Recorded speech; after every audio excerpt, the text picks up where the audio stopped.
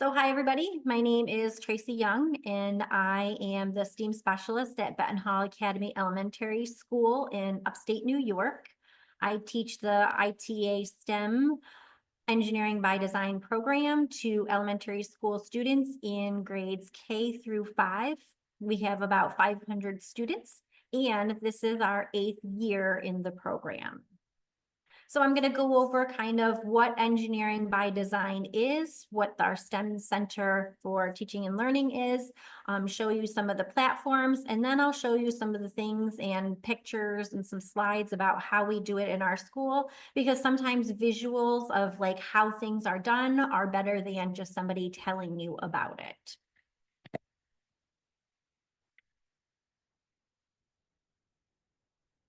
Okay, so who are we? The STEM Center for Teaching and Learning was established in 1998, okay? This is where our engineering by design curriculum comes from. We have initiatives that are directed towards 4 goals: the development of standards-based curricula, teacher enhancement, research concerning teaching and learning, and curriculum implementation. So one good thing about engineering by design is that it's not a one and done thing. We're constantly looking at it and developing it, making sure that it's working, making sure that things are not outdated, things are current, and that things are working for the people that are actually using it.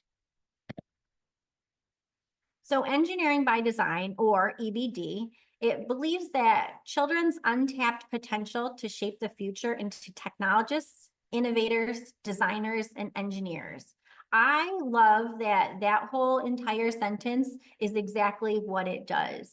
I feel like our students in the 8 years that we have been using the engineering by design program have really become innovators of the future. And I love to tell the kids that our program is designed around the National Academy of Engineering Grand Challenges of the World. So really what Engineering by Design is doing is planting a seed in the young minds of our future leaders.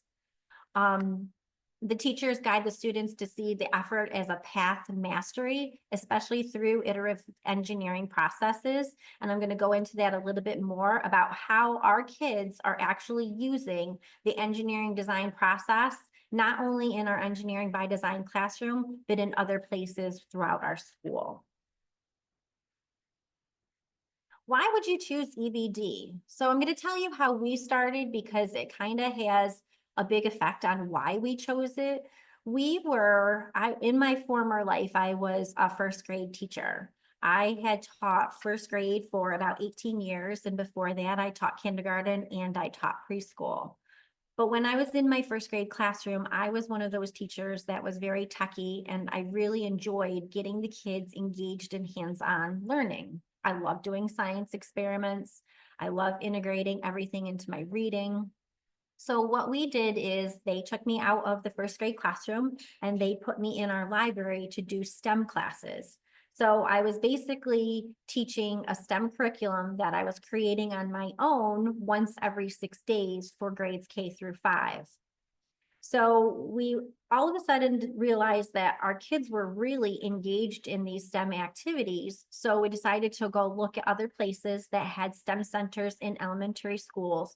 And what we found was that there was a lot of places that had these beautiful labs.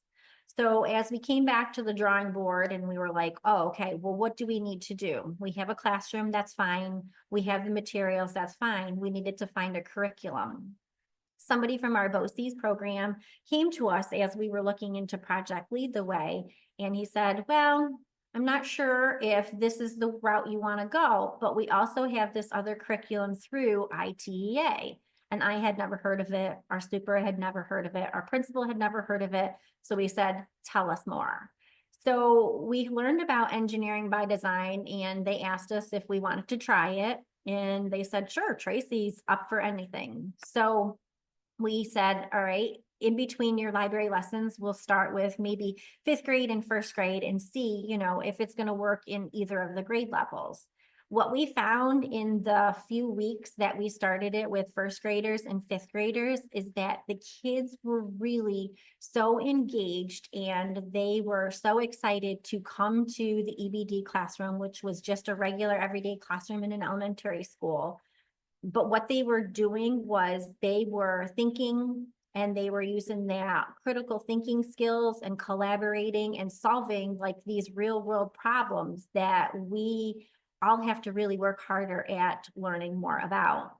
So we said, all right, we'll try it. So I would run downstairs to our library and teach one of my STEM lessons. And then I would go back upstairs and teach an EBD lesson. And what I found was that my STEM lessons were okay, but they weren't great. Like they were getting across the point that we wanted. The engineering by design was so much more. The kids were so much more engaged and the curriculum was all right there for me. So I didn't have to recreate the wheel.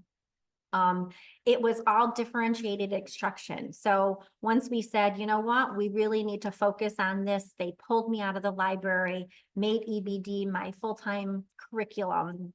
And then we started having all of our students go through the program. And even our 1211 students were being successful in this program. So it's very differentiated and very flexible. It does integrate cross-curricular connections. So when I was talking about how we're using these problem-solving skills and using, you know, the engineering design process, we were also teaching how they can use these strategies that we were doing in engineering by design in other ways in their classroom. So all of the EBD curriculum has standard alignment. So it offers standard-based curriculum designed to be flexible, affordable, and accountable, okay? The part that our district really liked was that it was flexible. So the way that we decided to do it, and other school districts might do it differently, but I'll go from my teaching experience, is that they felt like everybody needed a full 6 weeks of it. So we have the students every day for 40 minutes for 6 weeks. So instead of, you know, kindergarten students coming to me once every 6 days and me having to introduce myself to them every 6 days and say, oh, remember what we were doing? They come to me every day for a full 6 weeks, and then I'll go on to the next kindergarten class. Another thing that we bought into the program that we thought was great was that it is affordable. When we were comparing different programs, we were looking into Project Lead the Way. It is a very costly program where the engineering by design program is definitely more affordable with a lot of the materials based off of recyclables. So those are always well brought into our classrooms and everything. Kids take pride in bringing in recyclables, so it's definitely affordable.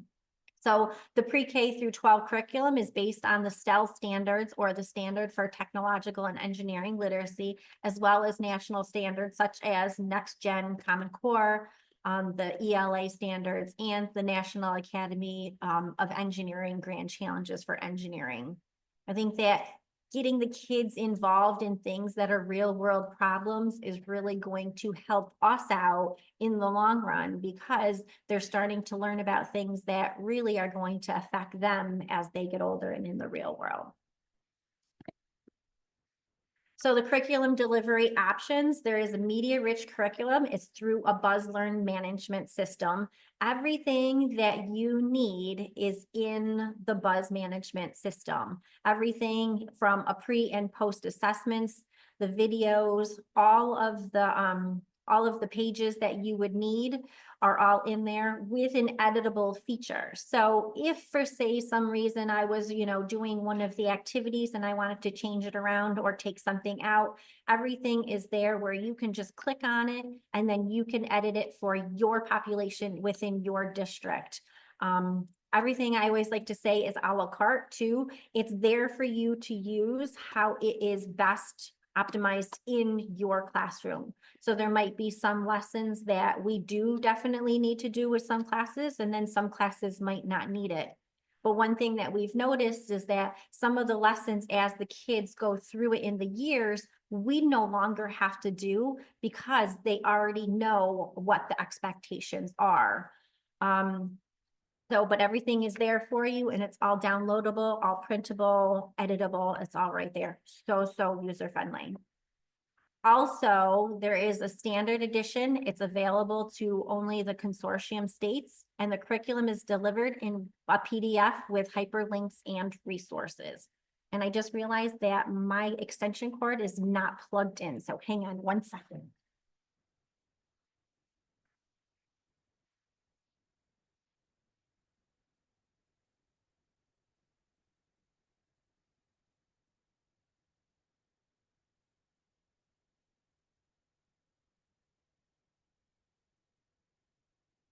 About that, it was unplugged earlier.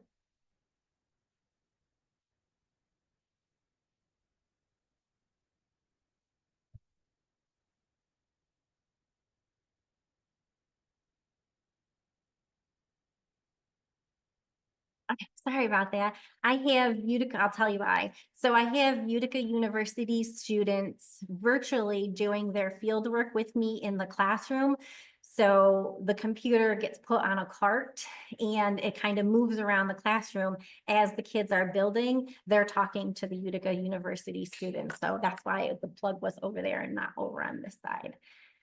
And I see I have a question in the chat. Did get it before the computer went down. Okay, so the standard edition is available to consortium states and it's delivered with PDF and hyperlinks and resources.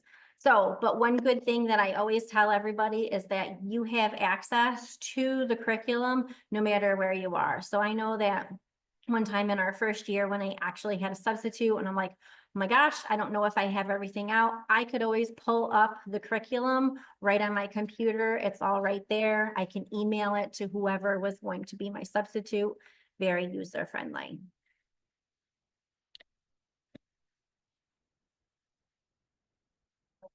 Okay, so the curricular consistency in elementary is that each lesson will follow the same pattern. Okay, so like if we're looking over here on lesson 1, it will always give you in any of the lessons the overview.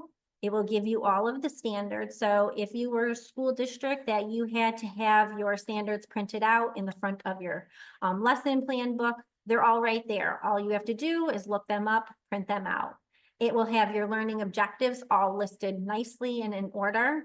It will have your instructor prep and procedures. So everything that I would need for my lesson tomorrow is all written out right in the curriculum. All the supporting files are right there. Like I said before, they're editable if needed. If not, you could use them just as they are. And then there's always an assessment at the end of each of them. And each lesson follows the same overview. So you know that if you have to go look for the prep and procedure, it's always going to be there down by where it says 6E. Okay, so there's always an engineering driven activities. The engineering design process is used throughout. There is one that is generally for pre-K through 2, and then one for 3 through 5, so that they get used to seeing that over and over again. There's vocabulary and spelling included in the lessons. A lot of math practices. And one of the main things that my students love here is the presentations. The presentation skills that are embedded into this program have done wonders for our students' confidence, for their ability to speak in front of their peers and actually speak in front of adults that they do not know, as well as a community connection. And then there's so much more too, but those are just some of the main things that are positives. So everything in the EVD program follows a 6E learning design. So when we're first starting out in the lessons will engage them. They will start to get them excited about what they are going to be learning about. For instance, if I was going to start teaching the kindergarten curriculum, I start out by showing them some deforestation, because what their end goal is to build a birdhouse. But I want them to know at the beginning, like, this is a real world problem, but this is what we can do to help it. We explore the concepts that are being taught, which means that we're going to allow the students to construct their own understanding of the topic. This is where a lot of the conversation is going to come in. We're going to access their prior knowledge and their schema of what they know about the topic. So if I was teaching that kindergarten topic, what do they know about birds? Do they have birds in their backyard? What can they pull in and talk about during that lesson? And then we're going to explain, provide an opportunity for students to explain and refine their learning. Like, we're going to explain, like, why do we need to help those birds? What can we do? Or why is this happening? So real world things, but on their level. And then here's something that is special to ITEA. It's the engineer with the little e, meaning that anybody that's doing this program can be an engineer. And some kids think that maybe engineers have to be, super good in math or, super great in science to, to understand all these concepts. But what we found is that everybody here, all 500 of our students are engineers, and then they can be successful in this program. We are going to enrich some students. Some students have the higher complex problems. When we're building and we're sharing all of these different ideas, we're constantly asking them, well, what else? What else can you do? You keep asking them questions like, can you do more? So exploring concepts more in depth and like more why questions, how questions, what questions.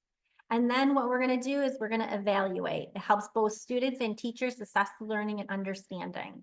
So the evaluation part of this, which is usually around lesson 19 at the end of each of our building blocks, is my absolute favorite parts of the curriculum, because the students get up there as a team and they present their problems. And one thing that we have started to do, like our first year, we struggled a little bit because they didn't understand that they had to talk about how they failed first in order to become successful. And now when they get up there, they will actually have a conversation. I want to talk about the failure. No, I want to talk about the failure. Like, they're very excited to talk about how something didn't work and then how they did fix it.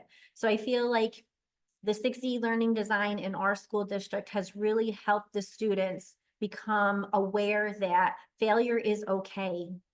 I know that when I was growing up, like, if you got something wrong, it was like, oh, that's wrong. That's wrong. You gotta fix it and do it right. But now, like, they are starting to like see like, oh, well, that didn't work. And you could see like little minds ticking, like, well, how can I fix that? One of my favorite stories is about Nathaniel, and Nathaniel, his first year in EBD, just could not fail. Like, he really almost had a temper tantrum. He would cry, but by like the second year, he was like, you know what? I think I'm okay. I think I'm okay. He could still see a little bit of anxiety. And by the third year, he was telling other kids, newer to the district, would that it's okay. It's okay in EBD. In EBD, we know that something is going to go wrong, but we have a chance to fix it. So I think that, seeing that progress of kids knowing that they can fail and then fix things is just a wonderful thing for any student, especially in elementary school. So in elementary school, it's split into 2 grade bands, preschool through grade 2, and then grades 3 through 6. Each one is about 6 to 8 weeks per level. It's definitely built around literacy and environmental education with complete STEM integration. And something that's new is that there's a coding by design extension with lessons with either Scratch or Spiros. So the younger students would be using the Spiro Indie robots, and then the older kids would be using the Spiro Bolt or Spiro Bolt Plus. And then some of these pictures are some of the kids that are, doing some of the activities in the classroom. Like, kids come in and they are excited, they are engaged and ready to learn. So I'm going to go over these real quick, and then I have individual slides for each of the grade levels. Preschool, we're actually just starting this year. We've never done the preschool program here in our school, but we are starting it this year. It's introducing the life cycles of plants, butterflies, frogs through multisensory activities, planting seeds, which is always fun for kids because they can see the growth. It is hands-on lessons with a lot of read alouds and sharing observations, and they get to make a terrarium. Kindergarten, A Home for All Seasons was one that I was talking about previously about showing about deforestation. We're learning about animal homes and habitats. And when I talk to my fifth graders now and I ask them about their grand challenges, they can still, most of them, not all of them, but most of them can still give me the criteria and the constraints that they had for their kindergarten grand challenge, which was to build a birdhouse. First grade is called Can You Hear Me? And it investigates how we hear, the processes of sound and through inquiry and design. And students engage in guided activities and create a device that makes or detects sounds. So they're actually going to create something using the recyclables that you have donated to your classroom to create a device that's going to fit on their head. And if you see the journal in the top, that is one of the engineering design process. So they have their problem statement, they have their materials written down, and they have their sketch. And that design is actually a first grade journal. So they know exactly what they have to do. Second grade is From Nature to Me. This is one that sticks out in their heads more than any of the other ones. And I always tell them when I first started teaching this, it explores biomimicry and how nature inspires scientific tools. I tell them that I had to do a lot of research on biomimicry because I was not taught that when I was younger. I wasn't taught that when I was in high school, and I was not taught that in college. It was not something that I learned about. So now we have kids going home talking about biomimicry, things that are like, real world things that they know, like they now know that Velcro is a form of biomimicry, that it was created because George de Mestral, saw burdock stuck on his dog and decided to research it, and it took 10 years to create. They now know that. Grade 3 is all about natural hazards. This one's a little bit easier for them to understand because there's a lot of things about natural hazards in the news. We have blizzards here in New York State. So my kids actually know about that. And their grand challenge is to create a snowshoe to help people in a blizzard. So the way that our EBD curriculum falls, we can't always be outside in a blizzard, although winter here in New York State is quite long. We walk through a whole bunch of cotton balls on the floor, but it's definitely a fun building block. Fourth grade, the power of solar. We're hearing a lot more about solar power. So this investigates energy systems, temperature, electricity, sustainable energy. So we learn about renewable and non-renewable resources, and they explore solar energy, and their end goal is to create a tree house using circuitry or solar power, but no electricity. So we're using insulation, which we previously learned about in third grade when we were doing our snowshoes, and they make those connections like, oh, I remember in third grade we did this, and they're carrying it over into fourth grade. And you can see that down in the bottom corner, Oliver is taking apart a calculator. So we learn about reverse engineering, that sometimes we need to take things apart to see how they work or how to fix them. Fifth grade is Our Water, Our Worlds. This one, I really start talking to the kids about, really, what do we do that we use water for that could be wasteful? How can we, be more mindful of not being wasteful of water? And we always bring up like how many people really brush their teeth and leave the water running. And I'm always one of those people that I'm like, oh yeah, you know what? I think I do leave the water running too much. And then we have that conversation about how much water do we waste? And, we do a lot of measurement and things. But it does examine global water issues. We do some research, and then they investigate clean water access and learn about more innovation. We actually can create a solar still. So real life stuff. And I talk like about me going hiking in the Adirondacks and like, well, what if we didn't have water? What could we do? So I try and pull in some of those personal connections. And then in 6th grade, it's called Our World and Me, and it's a capstone experience exploring robotics and mechatronics through hands-on inquiry and design. So there's a lot going on in pre-K through grade 6, just in the EBD program. So there's definitely some implementation strategies that are so great for the program. You can integrate it into an existing technology classroom. So our middle school is actually implementing it into our tech class.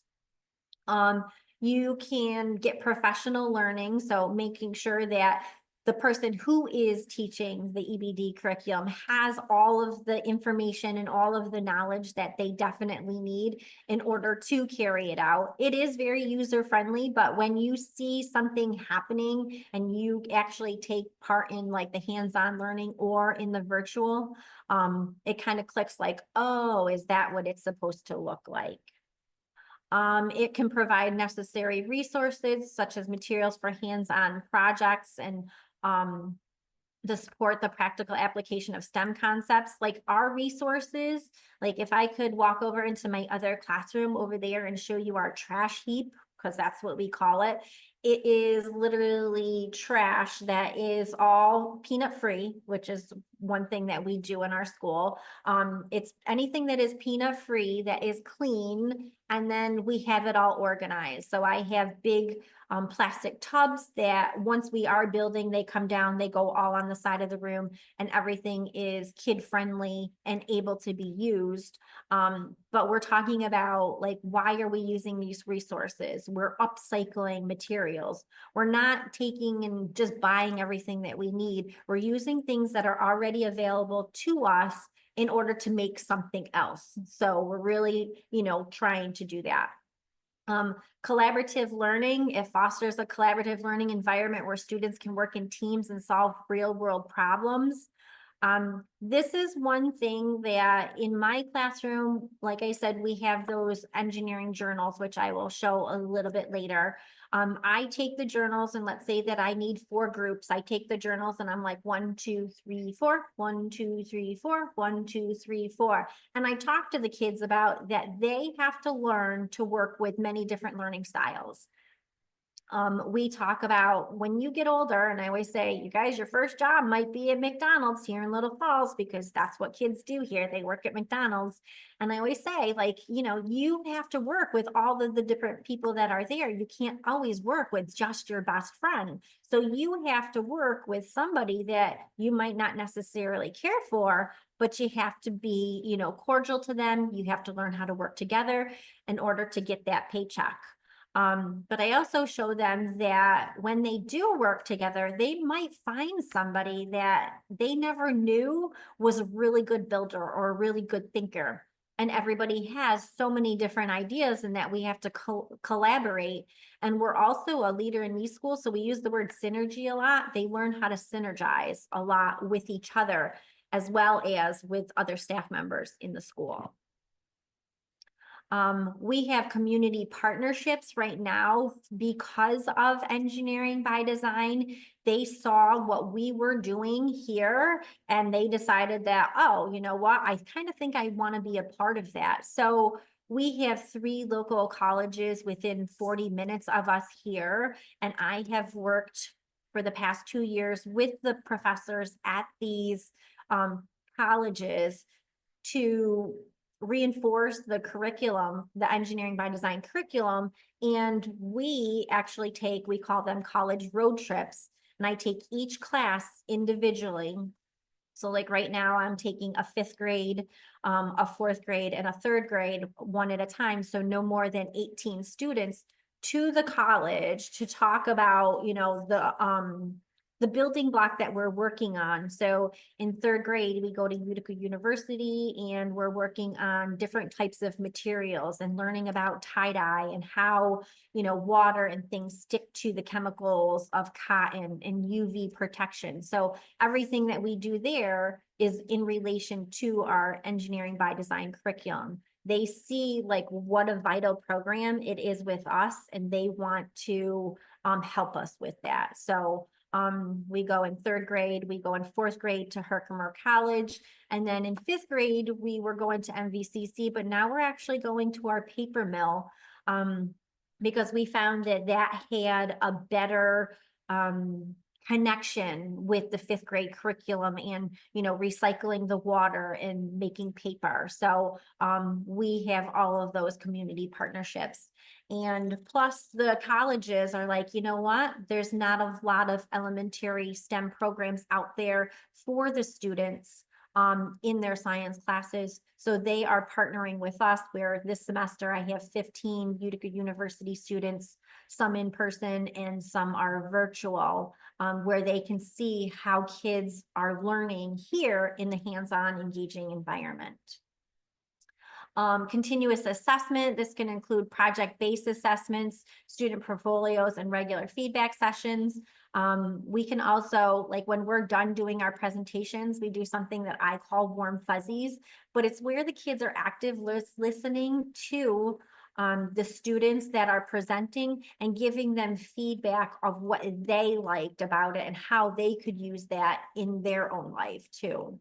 And then parental involvement, engage parents by informing them about the goals and the benefits of EBD. I have parents that are so supportive. If I say that I need batteries, I will have batteries the next day. If I need anything, the parents are so supportive of it that over the summer, I do STEM camps that are revolving around like the EBD curriculum, and they're full because the kids are learning in a fun way and parents see how well it has created these lifelong learners for kids and how they can engage with each other, how they're working together, how they're being more mindful of things in the community. So it has been an absolute blessing for us. So there's teacher professional learning. So there is in-person training. I have trained 3 of our local districts where they have come right here to my lab and then they will get trained. But there's also virtual training. So it would be just like this. You can, we'll give you a list of everything that you would need. And then we would go through just as we would if we were in person, except for you're there and I'm here. Mentoring, anytime anybody has any questions about EBD, or if you have any questions along the way and you're not in EBD school yet, my email is always available. My phone is always available. And then there's also asynchronous learning. So there are videos and things that you could do on your own time if you don't have time to do it when we were offering it. There's also a STEM School of Excellence program that you could apply for. I wanted to put that in there because we are now a STEM School of Excellence. We were awarded it at the conference, and I feel like we are very proud of how we are using the Engineering by Design program. So that's definitely something that you could look into. So here is the engineering design process. This is some of the parts of this that I'm going to talk about for the rest of the time about how we're using it in our school. So that way you can see how it works. So the engineering design process for grades K through 2 is 4 simple steps. So the kids learn that they can state the problem, look for ideas, develop solutions, and share solutions. They learn that the process is not linear. You can't go from here to there. You're probably going to go up and down and over this way and try and figure it out along the way.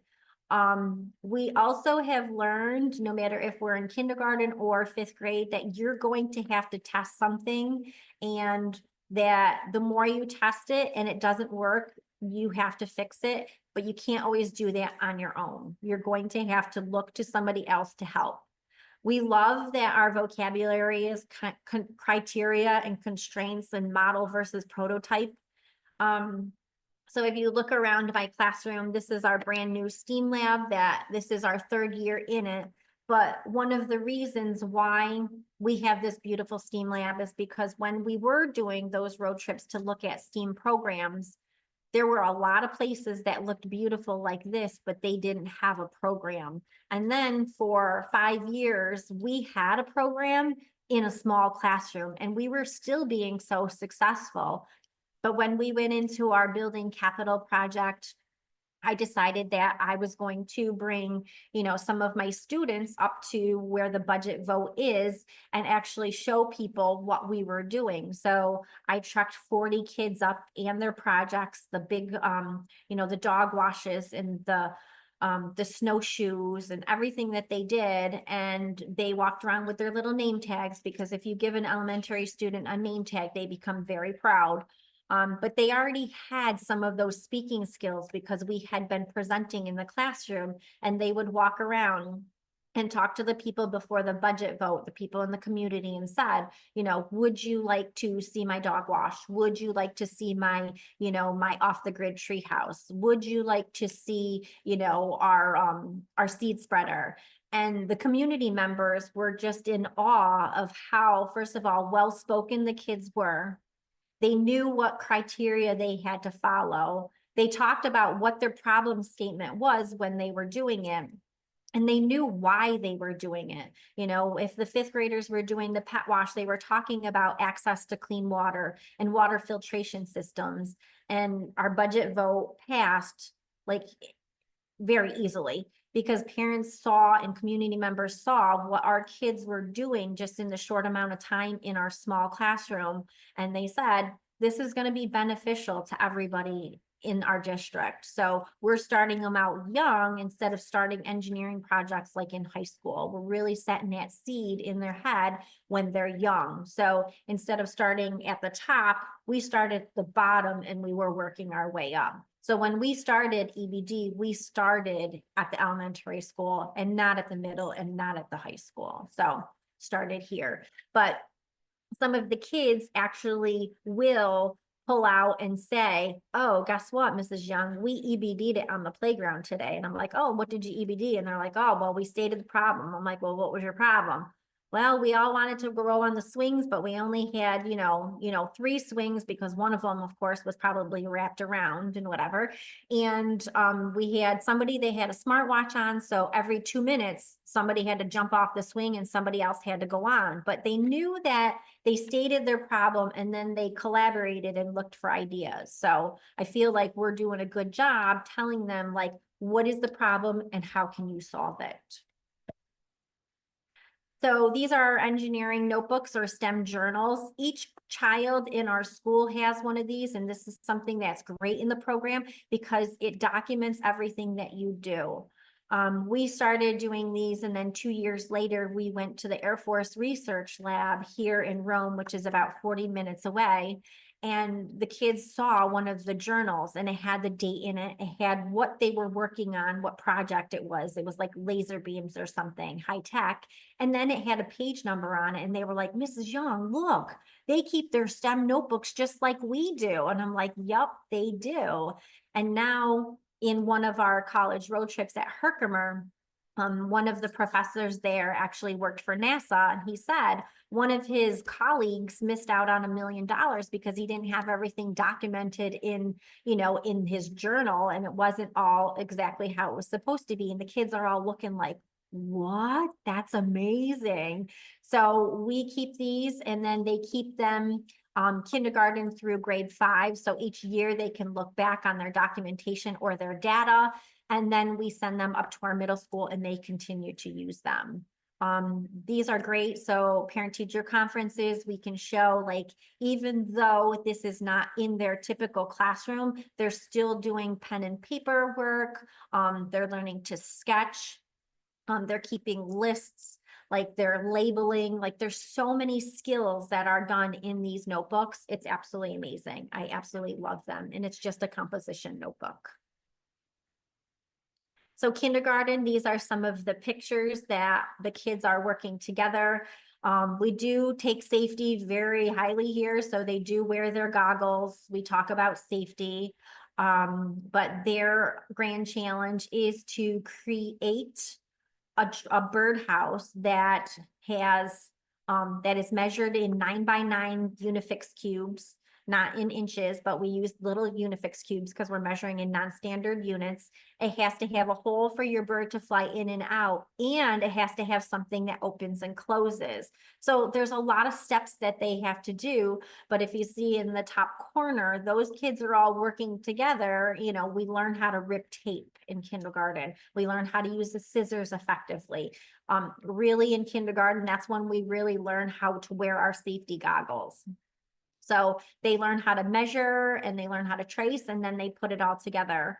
You can see where I am cutting. I have a thing called a cutting station. So I don't walk around the classroom with an X-Acto knife.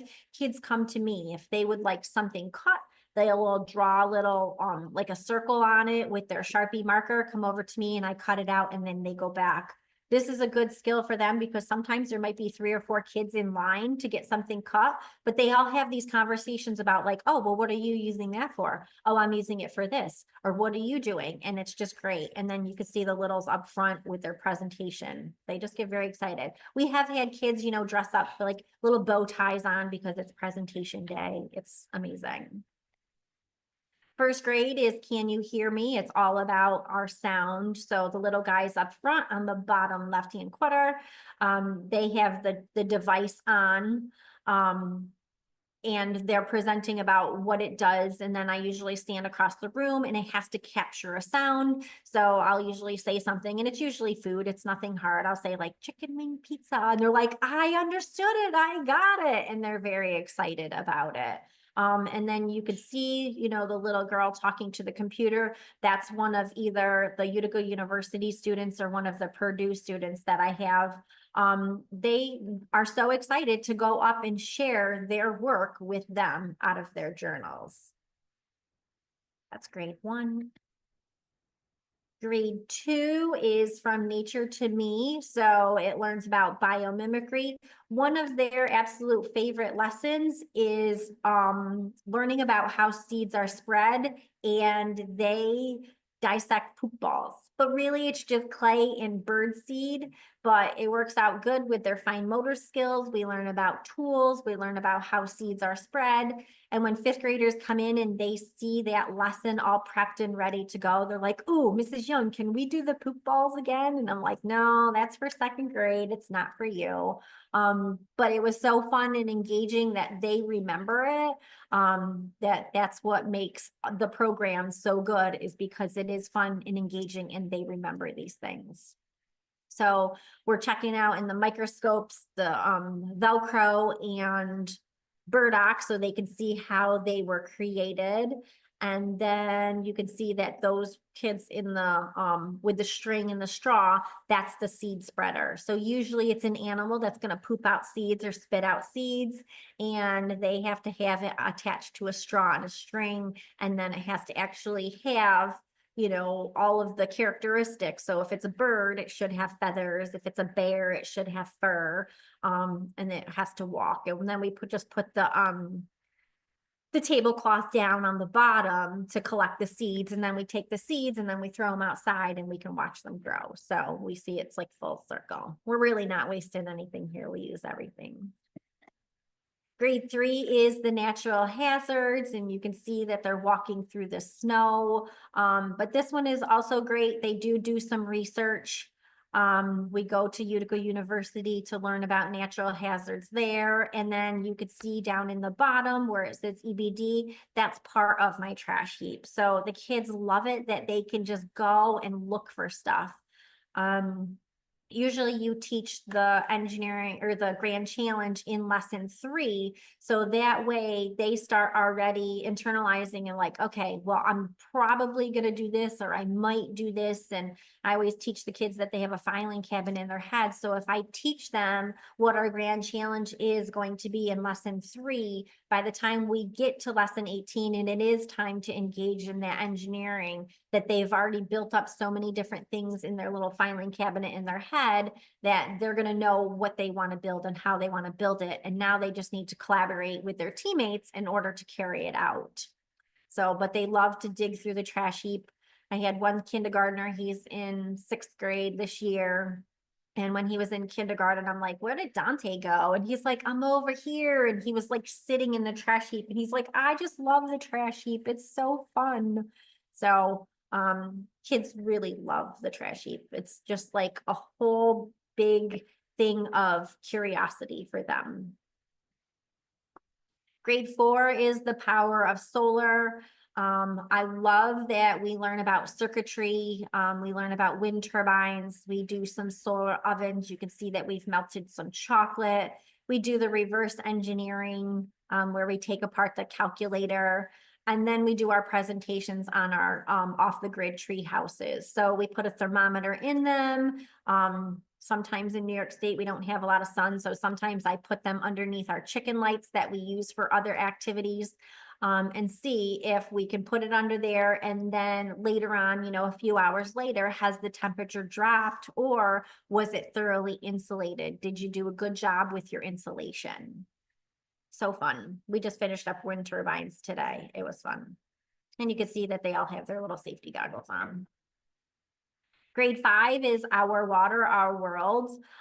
This one engages in all of the different ways that we can reserve water. These photos are from our old curriculum, which is good because like I said, EBD is always changing. So a previous one was to create a pet wash where you could only use 16.9 ounces of water. And then there's also the curriculum where you could create the solar still, where we're learning about how, if you were stranded on a deserted island, how could you, you know, reserve water in through nature? We also create water filters. We learn about the words coagulation. We learn about water filters or watersheds and what a watershed is. So down in the bottom that they're spraying the watershed. And then I do always joke around with the kids because we just did finish our watersheds and we were filtering the water. And I always tell them, you got to really pay attention to Mrs. Young because you're probably going to have to drink this water. And they're like, what? And then we don't end up drinking it, but they really do pay attention. And then in the top, you can see when I do teach the kids about safety and using a hot glue gun, we wear gardening gloves so that way we don't get burned. And then 6th grade, oh, sorry, I don't have the 6th grade slide on here because I don't have one because I don't teach 6th grade, but it is all very well laid out, just like the 5th grade one, but it does have mechatronics. So you are following a pattern, you're cutting things out, you're making how gears turn. When I did learn how to do this one, I wasn't very good at it. I had to test it out like 2 or 3 times. And I love to tell that to the kids, like, okay, now when you go to 6th grade, I want to know, like, are you going to have to check it out, like, or try it out 3 times like Mrs. Young did? Or are you going to be better than that? And I have had kids come to me like, I got it on the first time, Mrs. Young. I don't know how you had to do it 3 times. So it's making that personal connection with them too. So, and then if you need any other information, you can contact Mark Harrell. He is our STEM Center for Teaching and Learning Director. Ashley Forey, who is our instructional manager, or myself. And all of our information is there, our email and our numbers. My room is always open.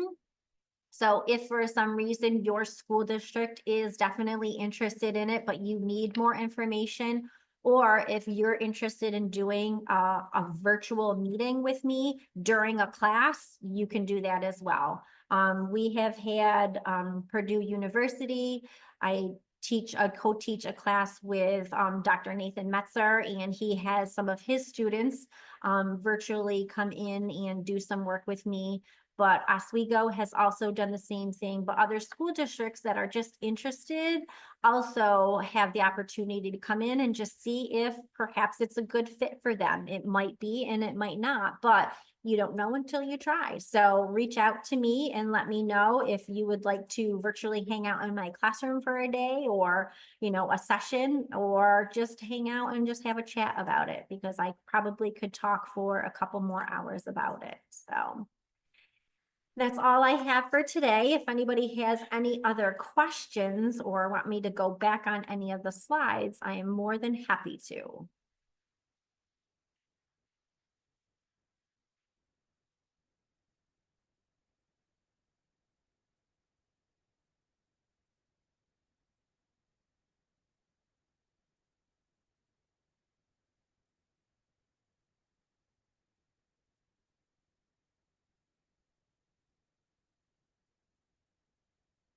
What is my favorite part of EBD? I think my favorite part of EBD is seeing how confident my kids are in their skills. They have started from being like very tearful to being these confident kids, but not in an arrogant way. Um, I can see when kids come in from out of our district and they start building and they kind of like look around like, what is going on in here? And like the kids become very independent in the classroom. Everything is kid friendly. Everything is at their length or at their reach. I give the guidance and then they do all of the work. I am basically here just to make sure nobody's getting hurt sometimes because it's completely on their own. When we first started, it was going to be a team teaching thing where the classroom teacher was coming in with me. But we have found out that you have to be a special kind of person to let your kids fail. And sometimes the teachers were having a hard time like letting the kids fail. They were, giving them ideas like, how about you do this? Or how about you do this? Where my job is to say, what could you do instead? I don't give them the ideas. Okay, that didn't work. Why didn't it work? And I'm very good at just pawning the problem back on them and having them solve the problem themselves. And I love how they have become confident in that. So I feel pretty good when the kids come in, out of district and they don't know what to do. But my kids are like, oh, well, we get to a frustration level and then we figure it out. But sometimes like they can't even come over to me until they are completely frustrated. And then I will give them the questioning to help them answer their own questions. But even today with our wind turbine, sometimes it wasn't working. I'm like, hit the road. I'm gonna go figure out what your blades are doing, and we have like 3 fans set up and I could see some of them were getting frustration, getting to that frustration level. And then they finally came over and they're like, I've reached my point. Can you ask me a question? I'm like, all right, what question or what direction did you not read? And I'm always like, go back to like number 4. So I don't really give them the answer. I just give them an idea of where to go to find the answer. And I think my favorite part is how confident they are in their skills.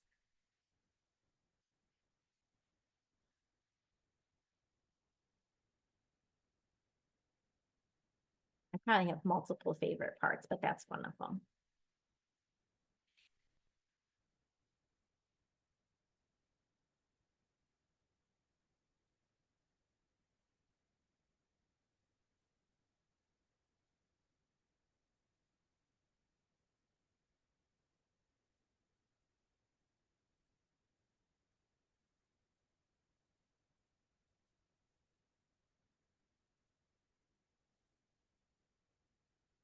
Thank you.